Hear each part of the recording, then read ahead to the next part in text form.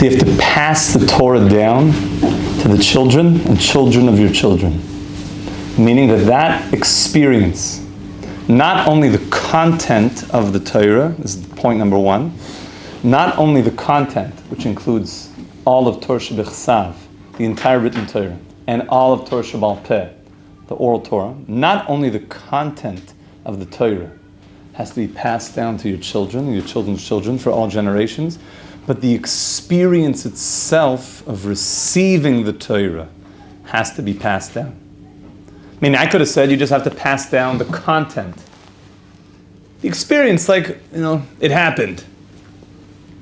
The details we don't need to think about. But now we have the thing. We've got the payload. We've got the object that was passed. So why do we have to pay so much attention to that experience of receiving it? What we see from the Torah is they make a big mention that not only do you have to remember the content of it, but you have to remember that you received it at Mount Sinai. So far, so good. So much so that we said that the Ramban includes it as one of the mitzvahs of the 613, is the remembering that you received it at Mount Sinai. Now, why does the Rambam not include it as one of the 613? Yeah, Yosel. Because it's an all-encompassing, it's a prerequisite in order to get the rest of the 613. Very good. The Rambam has a famous approach that mitzvahs, which are essentially prerequisites that are foundational for many mitzvahs, like Yishuv Eretz Yisrael, like living in Eretz Yisrael, which allow us to do the mitzvahs that depend on the land, are not mentioned in the 613. And so to this, the receiving of the Torah at Mount Sinai, to remember that, is not one of the 613, because that's the prerequisite for everything. That it's so much, what's called klolos is kol ha-Torah kula. It includes the whole Torah in it, remembering that, and that's like the prerequisite for all the 613. So there's something very major about remembering. Hadvarim asher ra'u einecha. Remember the things that your eyes beheld. Remember the things that your eyes beheld. Do we have a chumash here? I'm sure there's always a chumash within arm reach. Even the Tanakh is good. Bestseller. Yeah, the green one. Oh, beautiful. So what are we remembering? What did our eyes behold at Mount Sinai? Which parsha is the Torah being given in? Parsha is Yisro, which is interesting. What's unique about Yisro? Yisro was Moshe's father-in-law. Yisro was not Jewish. Yisro, though, heard what happened with the battle with Amalek and the Kriyas Yamsuf, and he said, I want to join the Jewish people. And in the parsha of the giving of the Torah, we call it after Yisro, which is a very, very fascinating thing. So we're literally getting ready. This is it. So we're in Yisro. I'm going to read some of the psukim just to get a taste. V'yomer Hashem el Moshe, lech Eloam, v'kidashtam hayoym u'machar. Go to the people. Make sure everyone starts sanctifying themselves today and tomorrow. V'chibsu simloisam. Make sure you wash your clothing. Now, the simple meaning is you have to wash your clothing. The deeper meaning is you have to go to the mikveh. Because to wash your spiritual clothing. You have to make sure that you're ready. You're about to receive something very, very exalted. You can't come in all schmutzy. You have to make sure that you wash your clothing. And be ready for the third day. Because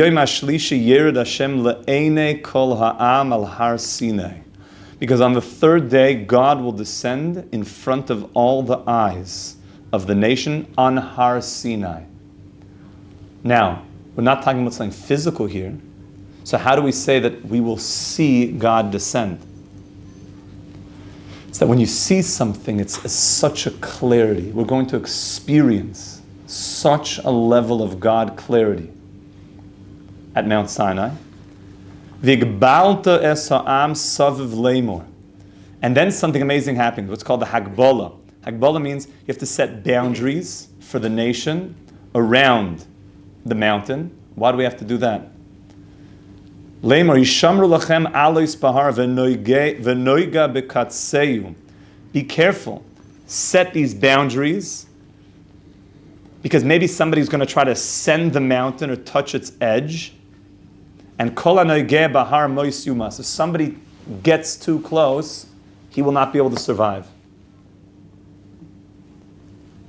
Meaning, when God is going to descend on Mount Sinai, we're going to literally have a spiritual experience that's going to be such a revelation of absolute, as close to infinity consciousness that could ever be conceived, that if you get too close to that, you just disappear. Because when finite approaches infinity, it starts losing its identity.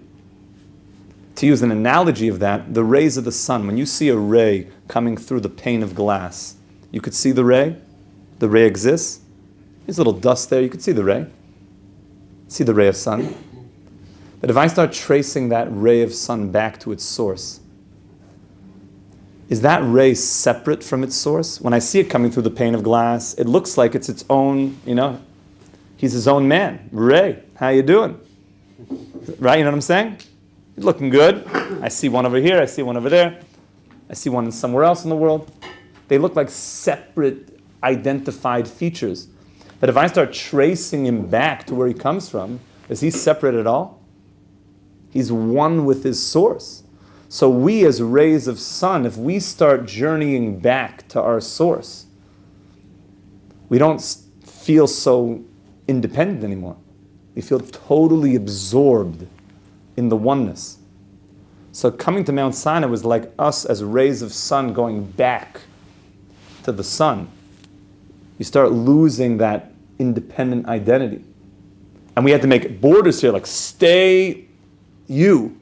So you don't just, and even though there is a certain yetzer to just trace back to source, you have to be careful with that. By the way, everybody knows that there's a famous idea that God offered the Torah to all the nations of the world. Anybody in humanity was given the opportunity. Do you want the Torah? This was already after 2,000 years where God was offering anybody who wanted that destiny of being totally cleaving and bonded to that responsibility of bringing that light to the world. And only Avram did it, Abraham. He chose that responsibility. Hashem gave once again humanity the opportunity to do it. And he went to the nations and he said, do you want the Torah? And what did they say? What's in it? To the nation, what's in it? What does it say in it? And each nation had something that was challenging for them. Esav, don't murder. Yishmael, each nation had their thing. And when we got the Torah, we just said, Nasa v'nishma. If it's coming from you that we want it. The Avnei Nezer says something beautiful. He says, if God would have told us one thing, what would have been our thing? That would have been our hardest thing. What would have been our most difficult thing that we would, we're not going to be able to do that.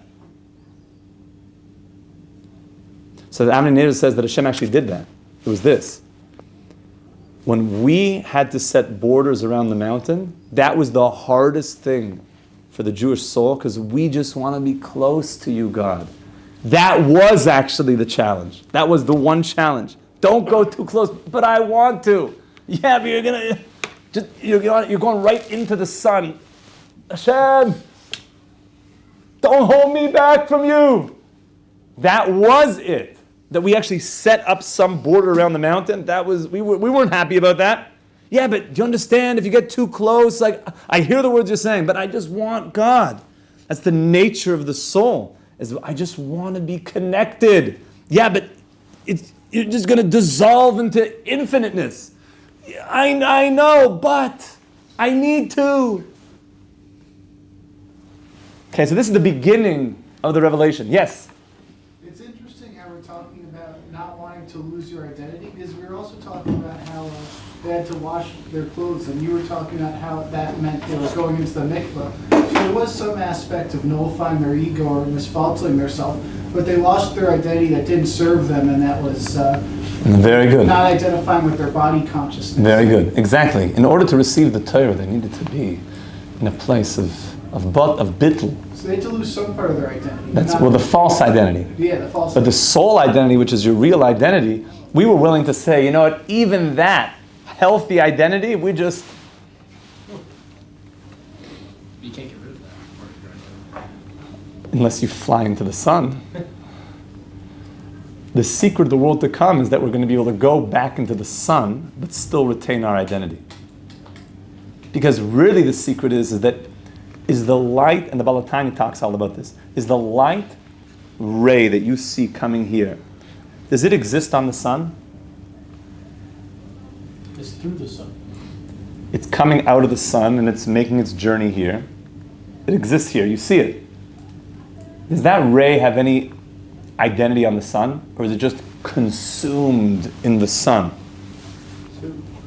It's consumed, but, says the Balatanya, it has to have identity there. Because if it has identity here, far away from its source, certainly there it's shining. If it's shining here, then certainly it's shining there. You just don't see it shining there because it's subsumed in the enormity of the power of the sun. But the amazing thing about the world to come is that we'll be back on the sun, but we'll be aware of our identity. By the way, the thing that lets you have identity when you're back on the sun is called your mitzvahs, just so you know. Your mitzvahs put you into like one of these like pods that protects you from being totally subsumed in the sun. What puts you in a pod? What? Your mitzvahs. Oh, okay. Your Torah is what you're going to be enjoying for eternity, the pleasures for eternity. The mitzvahs give you the identity that I'm the one that's enjoying it. Is that a good thing though? Like, I'm not saying mitzvahs aren't a good thing, Chas v'shalom. Mitzvahs are the best. But in the world to come, in Olam Haba, like, do we want to have any separation? Yes. You have an identity, sure. That's the gift to you. Is that there's a you. Your soul is unique. Can you tell me if I'm on the right track with this? Because I've been trying to explore this idea. It seems that our role in this life is to kind of shed our false self by getting closer to our real self, because our real self is the only thing we actually hang on to. So the question is, which part of us is actually our false self? Like, how do we tell the difference? And one of the ways is like, if I don't know if I was talking to you about this or if it was a different rabbi, that was, if you have, like if you're a very competitive person, now that is like a part of the fragment, you know, from Adam, you know, that is your fragment that has a very specific kind of attribute, and that's a part of you, and it can be used by the ego for bad, or it could be used by the ego for neutral kind of meaningless reasons. Like you could be obsessed with, you know, the game of, you know, football, and that's where you channel your, you know, competitive spirit. But really, your objective as a Jew is to learn how to channel that competitive spirit into a Jewish way that's actually like true to your neshama, but is used for good, like channeling it towards the, you know, the battle of you know, good versus evil.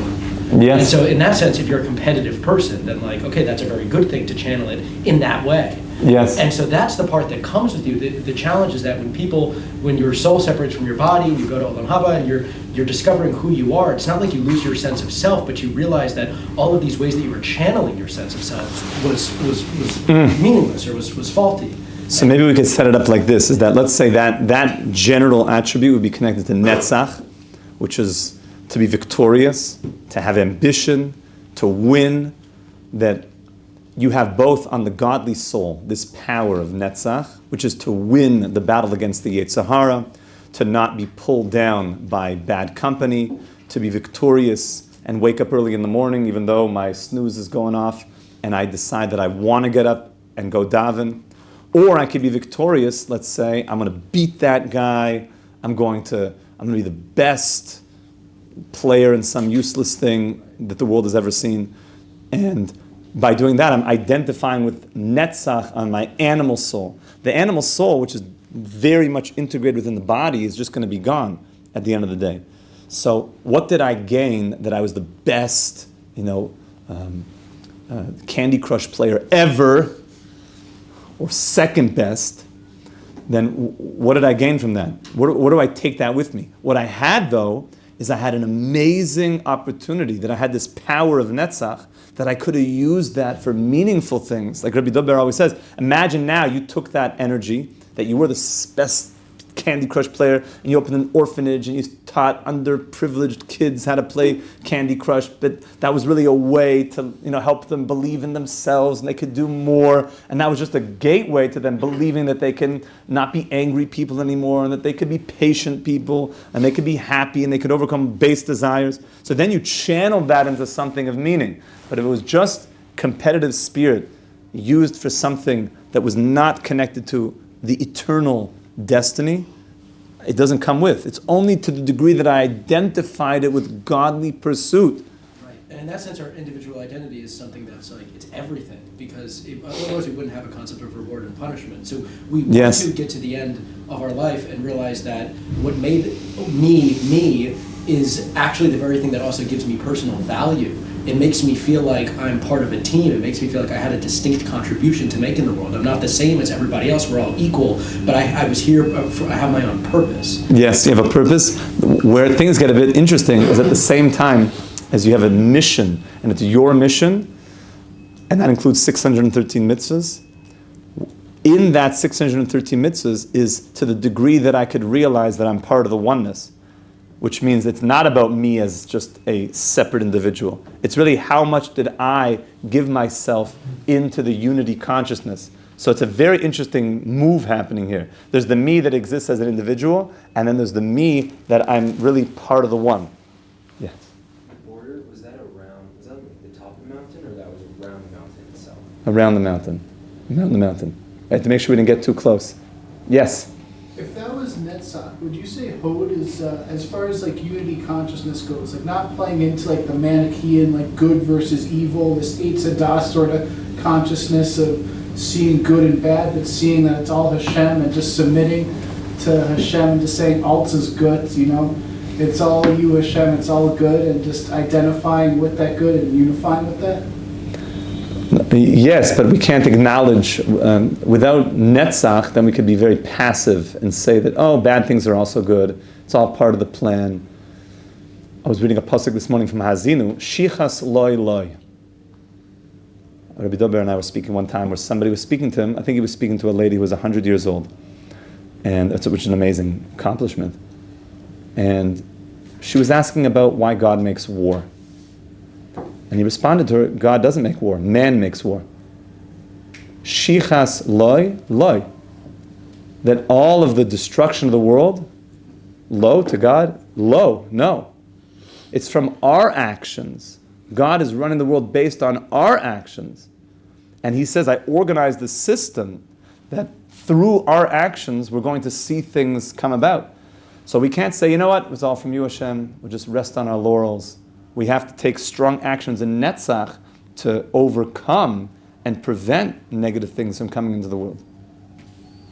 So back into our narrative for 30 more seconds, and then we're going to go back into this next time, B'siyat D'Shmaya. Lo siga boyad ki soko yisakel o yoroi yiyore im behema im ish lo yiche b'meshoich hayovel hema yalu bahar. A hand shall not touch it, for he shall surely be stoned or thrown down. Meaning anything that comes to the mountain is going to be a problem. You're getting too close to a nuclear reactor. If they're preaching what's about to happen on Mount Sinai, whether it's an animal or a person, V'yered Moshe min ahar el ha'am, and Moshe comes down the mountain. V'yekadesh es ha'am v'yechabsu simloisam, and sanctifies the nation. And again, looks like they're washing their clothing.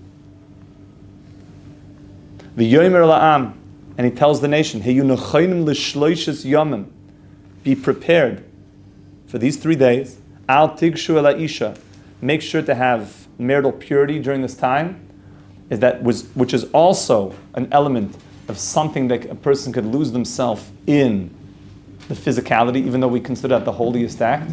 But when getting ready for an experience of absolute infinite consciousness, be aware that we need to essentially go into more of an aesthetic state to get prepared for this. This is the ultimate. And afterwards, you'll go back to your tents with your wives. But there's an element of you're about to encounter something that has completely never been seen ever in the world before. This moment that we're about to see has never happened in the history of the world, and you're about to experience it. And we will once again. This Shavuos. Have a wonderful day. Kol Tov.